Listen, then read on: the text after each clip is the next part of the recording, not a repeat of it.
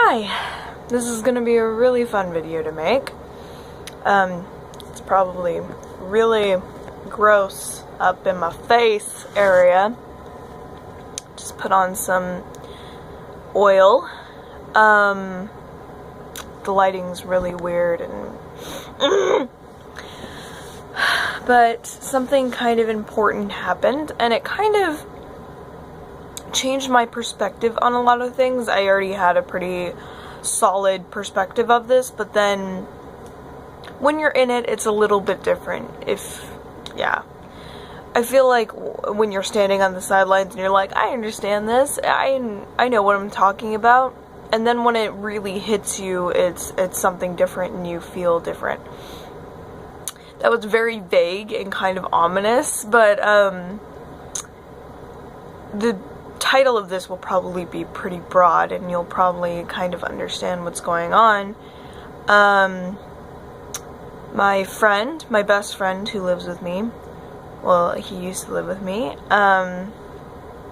he was my best friend, and he struggled with addiction, and it was years and years ago that he struggled with addiction. He's much better now, but he was on probation for that entire time, for the years, after he had done all the stuff, and he just now, I guess, had it all catch up to him, and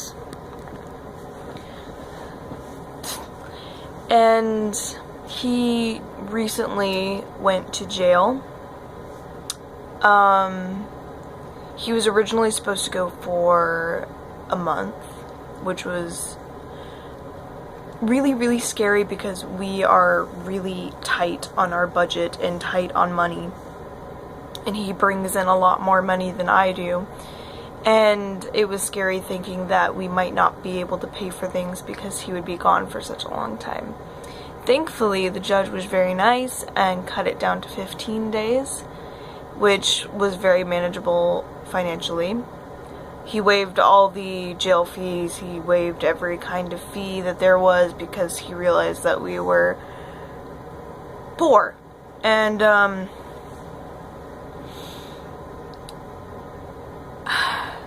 it's not been easy. As everybody knows, because I've said it in many videos, nobody watches these, but I make them. I do have severe PTSD. They call it low functioning PTSD, which makes it sound like I'm really stupid, but it's not. That just means the PTSD affects me so much in my day-to-day life that it's hard for me to do very simple, basic things. I can function at a very small level. I don't, like, it's hard for me to call people. It's hard for me to stay at a job. Very hard. Like, sometimes I'll wake up and I'll have a really bad panic attack, and when you don't show up to work, you're supposed to call, but sometimes I'm having such a bad panic attack or PTSD attack that I won't remember who I am, I won't remember that I have a job, and I won't remember that I have to call. This is relative to the point because he really helps with that. It's nice to have somebody there who understands, and he's very patient. You have to be incredibly patient to be able to live with me. Incredibly patient. Because I have a lot of, I don't want to say special needs, that makes it sound a little weird, but I do have needs that are special. Oh, like what I just mentioned, that would be a very complicated situation from somebody outside of it. And he can handle that very well. Sometimes he'll call for me and he'll be like, hey, they're having a really bad time right now, they can't come into work. He helps me to remind me to take my medication. he's a very, very nice person, and he's very patient and understanding with me. And I miss that. Like, I miss having someone just there. It's kind of scary doing everything alone now. I mean, it's easy.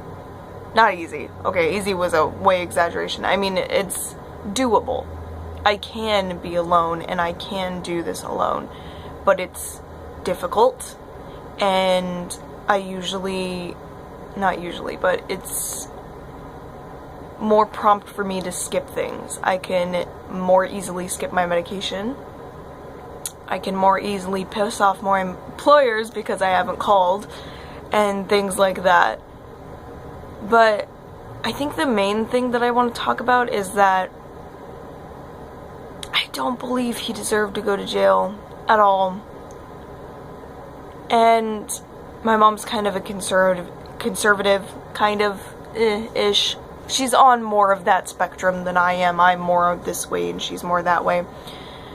But she said he did a crime, which he did, and he deserved to go to jail. And I wholeheartedly don't believe that. I'm a very morally conscious person, and I believe that there are rules, and that when people break those rules, there should be consequences. Not necessarily the jail system, because I feel like it's skewed, and that's a whole nother subject, but I feel so differently now because it makes me want to cry almost, because he's such a good person, and he was not malicious in intent. He was sick. He was a very sick person. Not sick in like sick in the head, but he was emotionally sick. He used this as a way to cope, and he didn't mean for it to hurt people. He didn't need punishment. He needed someone to help him. He needed someone to understand that he was not okay and to help him out of the dangerous situation he was in. If we're talking about punishment for the actions that he's done, I think his life as an addict was punishment enough. I think the scary things that he went through and the physical and emotional pain he went through was enough punishment for what he did. And I don't think any addict should be going to jail, because it doesn't help. It doesn't help. It doesn't fix things. Because you know, when an addict goes into jail, when they go out of jail, they're going to be an addict again. That's just how it works. And it's really thankful, it's really great that Eric, that's his name, that he's not going back to that. That he has a very stable, nice place, and he has gone better with his life. Some people don't have that luxury. Some people don't have the luxury of even having a house to go back to. When they leave, they'll go right back to the streets, and they'll be right back where they were. And I even thought that that was okay because, I don't know, it was so humanizing to see someone I knew and personally understood going through this. I think before it was so easy to just mask it as criminal going to jail, that is how it works. It was easy to dehumanize and depersonalize a person just going to jail. And everybody knows how horrible jail is and how scary it is. And for someone who's just sick and is probably having a lot of issues in their life, they could have mental health issues, they could have really bad family issues, they're using this as a way to cope because they're already not healthy and not okay. bringing them into a very dangerous place is not going to be helpful. And gotta hold it together, because this has been an emotional roller coaster for me, because he's really important to me. His mom recently contacted me because she had just seen his mugshot. And I kind of forgot and or did not want to see that, because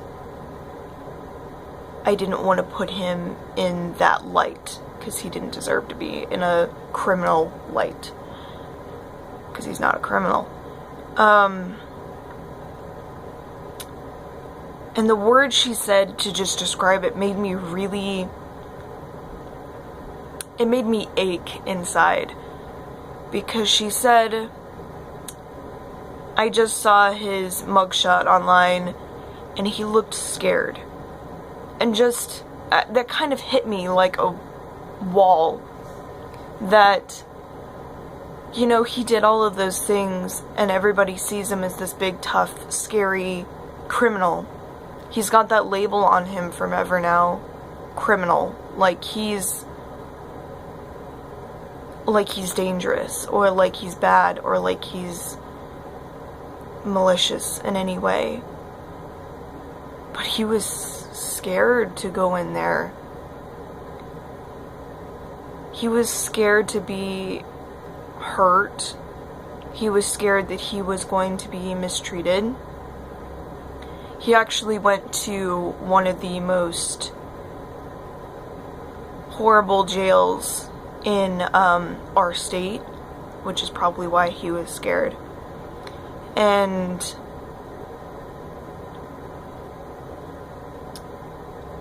just thinking about that made me feel so uncomfortable that someone, I don't want to say innocent because he did something wrong, but I don't think he was guilty to the degree that they pegged him out to be. I don't think someone like him should be going to jail, and I don't think it's gonna help anybody who is like him. And I don't want people who are already having a hard time, who are scared, to go there, to be more scared, to get hurt, simply for making a bad decision. That's not okay. I feel like that's even more for drug people, that was a really scientific term. For them especially, not for people who've, you know, violated a traffic law or something and they went to jail. Especially for people who are addicts, they should not be going to jail. That is, they should be going to rehab.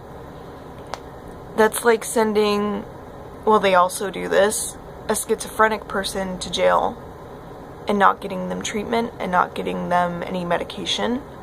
They just send them to jail because they did something lawfully unokay. But what does that really mean in the context of a schizophrenic person? They were not receiving the medical care that they needed. And I think that's the same kind of thing. Like, he wasn't receiving the medical care that he needed. And that's why he's there. I don't think that's fair. I don't think that's fair at all. And I don't think he fought it because he wanted to get that life behind him and he wanted to move on. But I think I'll go to my grave thinking that he didn't deserve it. And he didn't deserve to go to that jail, and he didn't deserve to go to the scariest and most brutal jail that is in our state. That's not okay. It's actually going to be shut down in, I don't know when, but soon, because there's been people, it's an outdoor jail.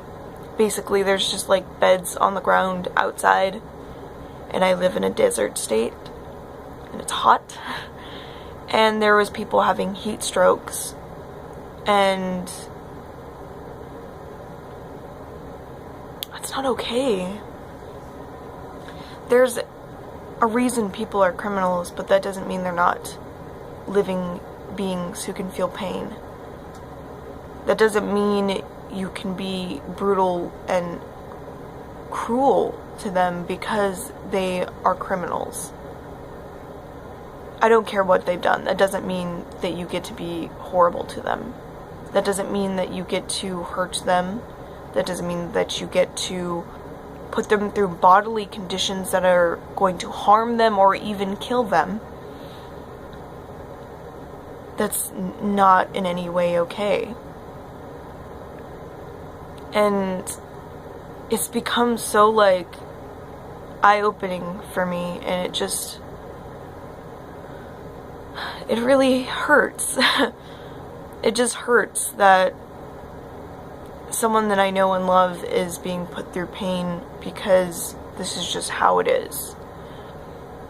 And I guess that's kind of first world problem of me a little bit, because I know that it's worse in other countries.